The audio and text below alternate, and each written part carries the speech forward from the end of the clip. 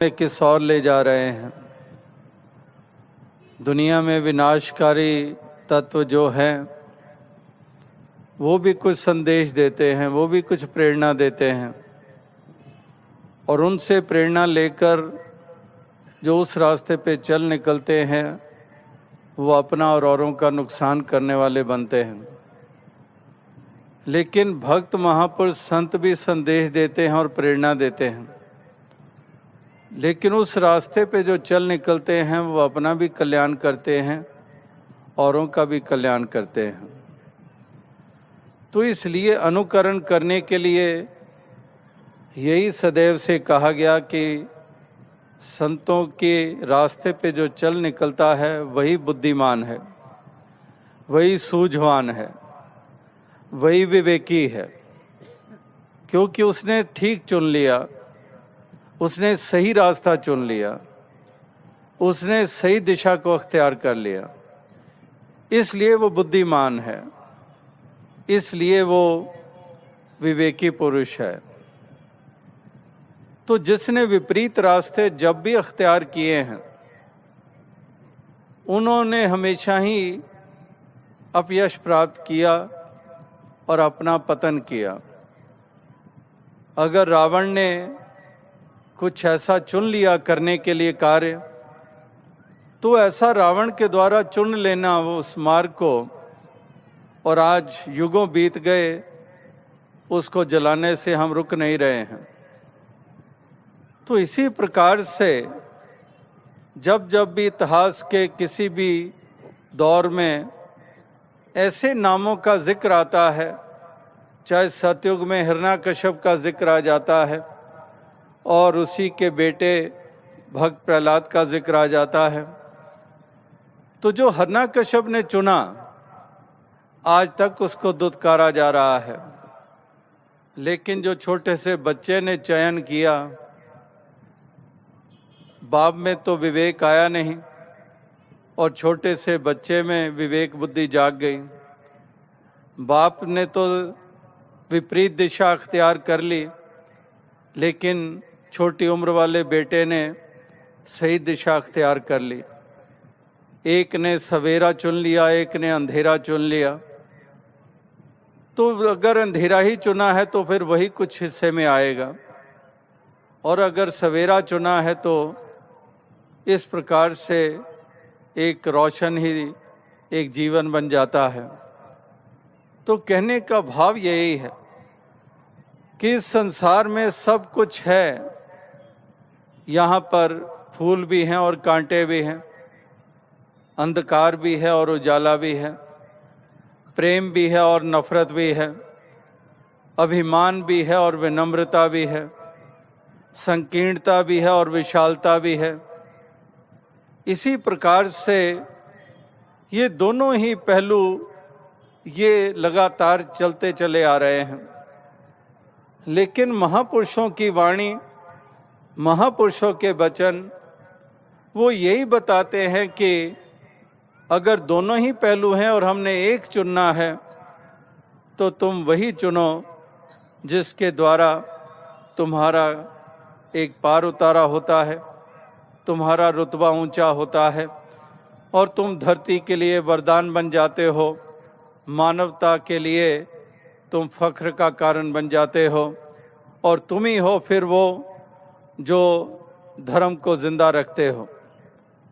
तो इसलिए वो मार्ग चुनने के लिए संतों महात्माओं ने, गुरु पीर पैगंबरों ने युगों युगों से कहा है, और तमाम महापुरुषों ने प्रधानता जीवन में दी सत्य को। क्योंकि अगर चुनने की बात आ रही है, अगर उजाले की बात आ रही है, अगर प्रेम की बात आ रही है, अगर विनम्रता की बात आ रही है, अगर मोक्ष और मुक्ति की बात आ रही है, तो सबके लिए एक वो कदम उठाना बड़ा ज़रूरी है, और वो है एक सत्य की पहचान करना, एक सत्य के साथ ये नाता जोड़ना, एक सत्य का बोध हासिल कर लेना। ये जो शाश्वत परम सत्ता है, ये जो अजन्मी परम सत्ता है, जिसको स्वयंभू कहा है। स्वयंभू का मतलब कि जिसको कोई बनाने वाला नहीं है, ये अपने आप में ही है, इसका बनना नहीं है, इसका कहीं पर अस्तित्व में आना नहीं है, ये तो हमेशा रहा है। तो स्वयंभू, शाश्वत, एक रस, निर्मल, ये एक परम सत्ता कण कण में भी जो व्याप्त है, ऐसे सत्य के साथ ये नाता जोड़ने की महापुरुषों ने ये बात कही है कि अगर इसके साथ इंसान जुड़ेगा नहीं तो बाकी जो कुछ भी हम एक जिसको हम सुंदर रूप कहते हैं वो संभव नहीं है, जो मोक्ष और मुक्ति कहते हैं वो संभव नहीं है। तो इसलिए इस सत्य की तरफ अग्रसर करने के लिए महापुरुष आज भी प्रेरणा दे रहे हैं कि इंसान तू जाग जा और इस सत्य की लखता कर ले। ये कहाँ भूल्यो रे झूठे लोभ लाग, कछु बिगड़ो नाही अब हूँ जाग। कि कहाँ भूल्यो रे, कि कहाँ तू भूल कर रहा है, कि कहाँ भूल्यो रे झूठे लोभ लाग, कछु बिगड़ो नाही, कि अभी भी कुछ बिगड़ा नहीं है। अक्सर हम कहते हैं कि सुबह का भूला शाम को घर लौट आए, उसको भूला नहीं कहते हैं। तो यहाँ पर भी यही कह रहे हैं कि कछु बिगड़ो नाही, कि अभी भी कुछ बिगड़ा नहीं है, अभी भी तुम अपना संवार सकते हो। जितनी देर श्वास चल रहे हैं उतनी देर तुम इस भटकन से उभर सकते हो, तुम अपना कल्याण कर सकते हो। लेकिन अगर तमाम श्वासों की पूंजी समाप्त हो गई लेकिन तुम संभले नहीं, तुमने रास्ता अपना बदला नहीं, तुम गफलत की नींद से उठे नहीं, तुमने झूठ को प्रधानता ही देते रहे सारी उम्र, तो फिर तो संसार से रुखसत भी हो जाओगे, कोई ठौर ठिकाना नहीं। और फिर अब पछताए क्या हुआ जब चिड़िया चुग गई खेत, तो फिर तो कुछ तुम्हारे हाथ आने वाला नहीं है।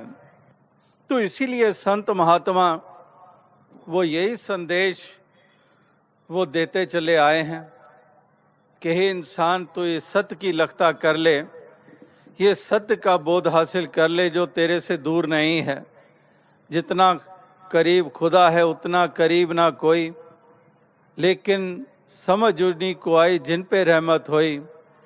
कि जितना करीब खुदा है, जिसकी प्राप्ति पे इतना जोर दिया जा रहा है, जिस सत्य से नाता जोड़ने के लिए इतना जोर दिया जा रहा है, तो ये सत्य, ये परमात्मा है कहाँ पर? कोई आसमानों की तरफ इशारा कर देगा कि आसमानों के ऊपर बैठा हुआ है, कोई किसी जंगल में इसको महदूद मानता है, कोई किसी एक दिशा में इसको मानता है और उस तरफ अपना मुख कर लेता है। तो महापुरुष संत वो यही बताते हैं कि इंसान, ये परमात्मा जिससे नाता तूने जोड़ना है, ये तेरे से दूर नहीं है, ये करीब से अति करीब है। लेकिन इंसान इसको कहाँ कहाँ ढूंढता है कि वस्त कहीं ढूंढत कहीं, किस विधि आवे हाथ, कहे कबीर तब पाइए जब भेदी लीजिए साथ। कि वस्तु है कहाँ पर और ढूंढी कहाँ पर जा रही है। तो वस्तु तो दूर नहीं है, ये तो करीब है, ये अति करीब है। जितना करीब खुदा है उतना करीब ना कोई, जितना ये करीब है उससे करीब कुछ हो ही नहीं सकता है। तो ऐसे परमात्मा के लिए जो भटकन भी है अगर इंसान में, तो तब भी उसके लिए ब्रह्म ज्ञानी ही सहारा बनते हैं, वरना तो भटकता रहता है। एक तो वो पहले प्रकार के लोग जो सोना ही पसंद करते हैं, वो गफलत की में सोए रहते हैं, वो केवल और केवल दुनिया और दुनियादारी को ही विशेषता देते हैं। लेकिन एक वो भी होते हैं जिनके मन में जिज्ञासा होती है, कि मन में जिज्ञासा होती है कि हम जाने सत्य को, हम इस मूल को जाने। तो उनमें वो जिज्ञासा होती है, वो चाहना पैदा हो जाती है। लेकिन उसी चाहना को पूरा करने के लिए वो कहाँ कहाँ भटकते हैं, वो कैसे कैसे एक क्रियाओं को उसका साधन लेते हैं, उसका एक उस साधन को अपनाते हैं, क्या क्या ढंग अपनाते हैं। लेकिन महापुरुषों ने ये भी कहा कि इंसान तो कितने कर्म करता है, कितनी विधियां अपनाता है और कहाँ कहाँ खोजता है, लेकिन खोजता तो इस तरह से है जैसे परमात्मा कहीं फासले पे है।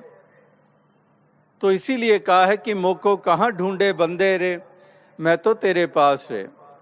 तो इसलिए ये करीब परमात्मा, पास परमात्मा, लेकिन इंसान इसको कहाँ कहाँ पर खोज रहा है। तो अपने ही घर में जो है उससे अनजान, इसीलिए वस्त कहीं ढूंढत कहीं, किस विधि आवे हाथ, कहे कबीर तब पाइए जब भेदी लीजिए साथ। इसीलिए कबीर जी को रामानंद जी का जब संग मिल गया तो कबीर जी की भटकन दूर हो गई, और इसलिए उसी काशी नगरी में, उसी तट पे बैठे हुए अन्य लोगों को अब कबीर जी कह रहे हैं कि बैठा पंडित पढ़े पुराण, बिन देखे का करे बखान, तू कहे कागज की लेखी, मैं कहूँ आंखन की देखी। कि अब तो मुझे ब्रह्म ज्ञानी संत मिल गए और अब मेरी भटकन दूर हो गई है। और ऐसी भटकन दूर हुई कि मैंने जान लिया कि ये तो मेरे कितना करीब था, ये तो अजन्मा, ये तो सर्वव्यापी सर्वव्यापी, ये सुनते थे, लेकिन ये ब्रह्म ज्ञानी ने मुझे वो निगाह दे दी, वो ज्ञान के नेत्र दे दिए, वो ज्ञान चक्षु दे दिए, और अब जिधर देखता हूँ उधर तू ही तू है, कि हर शय में जलवा तेरा हू बहू है। फिर हर जर्रे में, हर शय में इसी का नज़ारा ले रहा हूँ।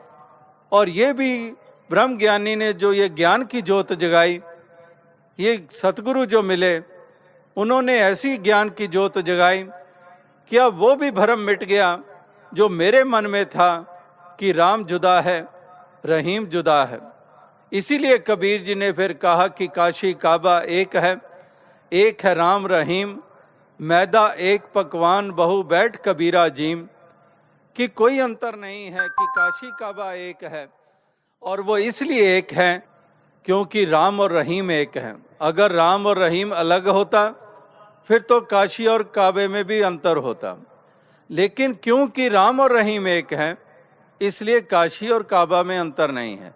तो काशी काबा एक है राम रहीम, मैदा एक पकवान बहु बैठ कबीरा जीम।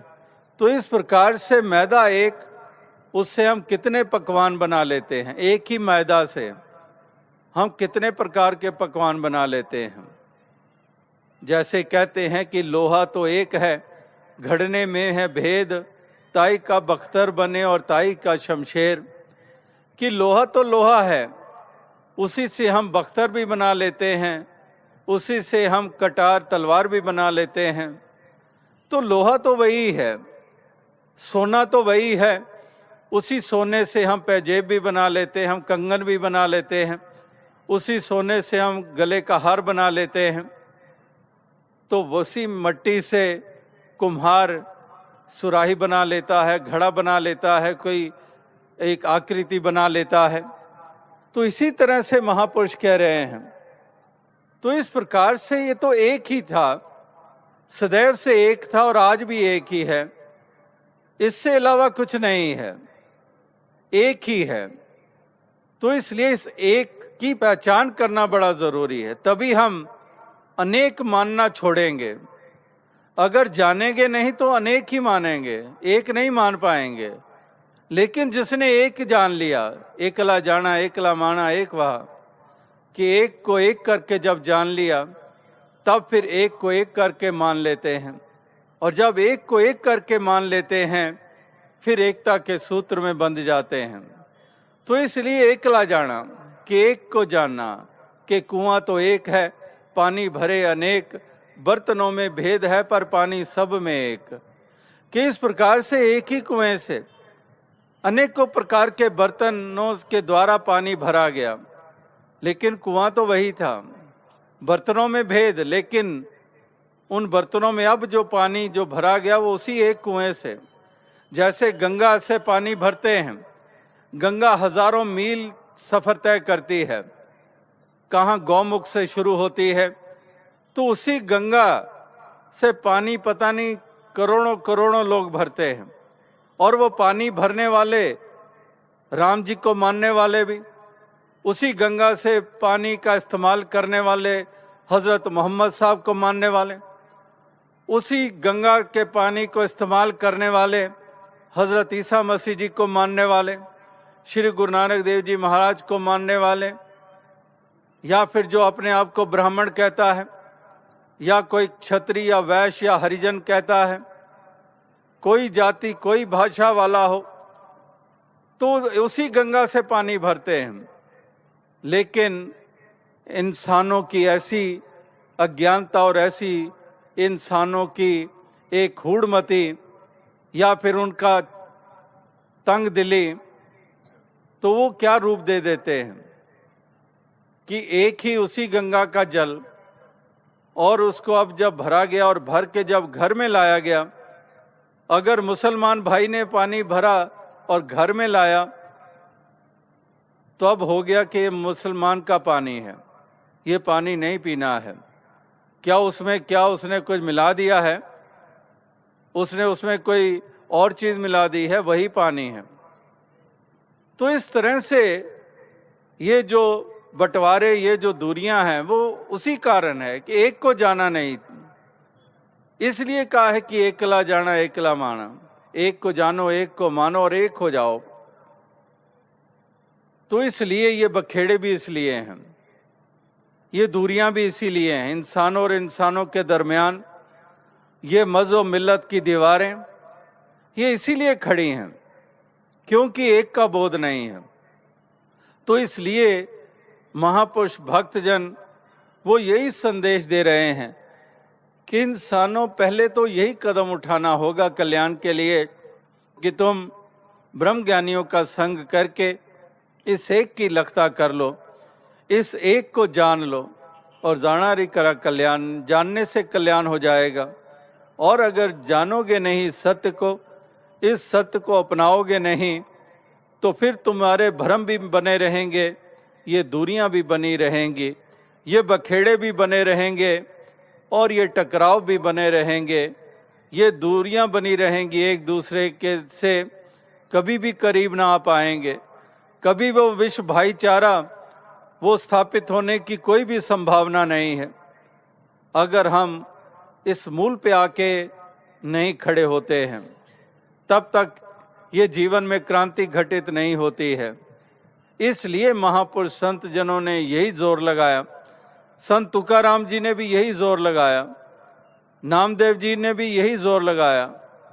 इसी प्रकार से कबीर जी ने, रविदास जी ने, मीराबाई ने, मुक्ताबाई ने, इसी तरह से गुरु पीर पैगंबरों ने वो तमाम जीवन अपना इसी और ही लगाया कि इंसानों को जागृति मिल जाए, इंसान इस गफलत की नींद से उठ जाएं और अपने जीवन का उद्देश्य पूरा कर लें, और जिस कारण इस मनुष्य जन्म को उत्तम जन्म माना गया है वो उस अवस्था को प्राप्त कर लें। इसलिए महापुरुष संत जन ये इंसानों को ये एक पैगाम ये देते आए हैं, और आज भी यही पैगाम ये दिया जा रहा है। तो जैसे दास ने पहले कहा कि जो बीत गया सो बीत गया, कि कछु बिगड़ो नाही अब हूँ जाग, कि अभी भी कुछ बिगड़ा नहीं है, अभी भी जाग जा। कई लोग तो ये कह देते हैं कि हमारा जीवन इतना गिरा हुआ जीवन, हम तो पात्र हो ही नहीं सकते हैं, हमारे हिस्से में कहाँ पर यह अमोलक दात आ सकती है। इस भ्रम के कारण भी अगर किसी के कदम रुके हुए हैं तो वो भी महापुरुषों ने कहा है कि एक लोहा पूजा में राखत, एक घर बदिक परो, ये दुविधा पारस नहीं जानत कंचन करत खरो। कि इस प्रकार से एक लोहा एक जल्लाद के हाथ में है और एक लोहा पुजारी के हाथ में है। एक लोहा पूजा में राखत, एक घर बदिक परो, ये दुविधा पारस नहीं जानत कंचन करत खरो। कि उस पारस के लिए भेद नहीं है कि ये जल्लाद का लोहा है या फिर ये पुजारी का लोहा है। उस पारस का काम तो उसको कंचन बनाना है। तो इसी तरह से ये नहीं कि कोई अच्छे कर्म करता आया है या बुरे कर्म करता आया है, कि शायद बुरे कर्म जो करता आया है वो सच की प्राप्ति नहीं कर सकता, वो अपना कल्याण नहीं कर सकता। अगर ऐसा होता तो गन का पापन का कहाँ कल्याण होता, कोरडे राक्षस का कहाँ कल्याण होता, सज्जन ठग का कहाँ पर कल्याण होता। इतना गिरा हुआ उनका जीवन, वो तो फिर कभी भी उनका उद्धार ना होता। ये तो बात फिर ऐसी है, अगर धोबी के पास जाए मैला कपड़ा लेकर और धोबी कहे कि पहले कपड़ा साफ करके लाओ फिर धोऊंगा, फिर कहेंगे कि मैंने ही साफ करना है कि तुम्हारा फिर क्या काम। तो कहने का भाव क्या है कि इस प्रकार से कह रहे हैं कि एक लोहा पूजा में राखत, एक घर बधिक परो, ये दुविधा पारस नहीं जानत, कंचन करत खरो। तो ये कोई भेद नहीं है। तो इसलिए अगर ये भी सोचकर किसी के कदम रुके हैं कि हम तो गिरे हुए हैं, हमारा कल्याण नहीं हो सकता है, और यहाँ तक लोग जो जाति के आधार पर भी इस कदर बातें करते हैं अजीब सी कि तुम नीची जाति वाले, तुम्हें ये प्राप्ति नहीं हो सकती है, तुम ये फलां धर्म स्थान में प्रवेश नहीं कर सकते हो इत्यादि। ऐसे ऐसे लोग अज्ञानता का अंधकार ढोते चले आ रहे हैं सदियों से। हकीकत से कोसों दूर हैं वो लोग, सच्चाई से सामना नहीं हुआ है उनका। तो इसलिए महापुरुष संत ये स्पष्ट सी बात करते हैं, सीधी सी बात करते हैं कि इंसानों, अगर ये सच नहीं पाओगे तो तुम्हारा उद्धार नहीं होगा। ये सच की लगता नहीं करोगे, तुम्हारे भ्रमों का नाश नहीं होगा। अगर इस सत्य को जीवन में अपनाओगे नहीं तो एक दूसरे के करीब नहीं आओगे, एक दूसरे को छोटा मानना नहीं छोड़ोगे। तो इसलिए ये सब जो कुछ उत्तम है, ये उत्तम तभी है अगर एक पारब्रह्म परमात्मा, एक ईश्वर निराकार, इस अकाल पुरख के साथ, इस रमे हुए राम के साथ तुम अपना नाता जोड़ लोगे, तभी ये संभव है। तो आओ साथ संगत, यही प्रार्थना, यही अरदास की जाती है कि दातार ऐसी कृपा करे कि सभी को ही ये जागृति प्रदान करे, सभी को ये एहसास बख्शे कि जाने के वाकई ही ये परमात्मा को पाना बड़ा ज़रूरी है। केवल इसके नाम का उच्चारण ही काफ़ी नहीं है, केवल इसका जिक्र ही काफ़ी नहीं है, इसको पाना है, इसकी प्राप्ति करनी है। ब्रह्म की प्राप्ति की बात हो रही है, केवल जिक्र की बात नहीं है, केवल वर्णन की बात नहीं है, केवल गुणगान की बात नहीं है, केवल इसके नाम के रटन की बात नहीं है, ये प्राप्ति की बात हो रही है। क्योंकि नाम तो हर शय के होते हैं, हर वस्तु के नाम होते हैं। तो अगर वस्तुओं के नाम हैं तो नामों से ही फिर हमारा काम चल जाए। नहीं, हम सभी जानते हैं कि नामों से काम नहीं चलता है, वस्तु से काम चलता है। अगर दौलत धन की बात करें तो उसका भी नाम है, लेकिन नामों का जिक्र करते जाएं तो कंगालता दूर नहीं होने वाली है। वो दौलत जिसको कहते हैं वो हमारे हिस्से में आती है तब। अगर शक्कर का जिक्र करते हैं तो शक्कर के जिक्र से हमारे चाय या दूध मीठी होने वाली नहीं है, वो तो फीकी ही रहेगी।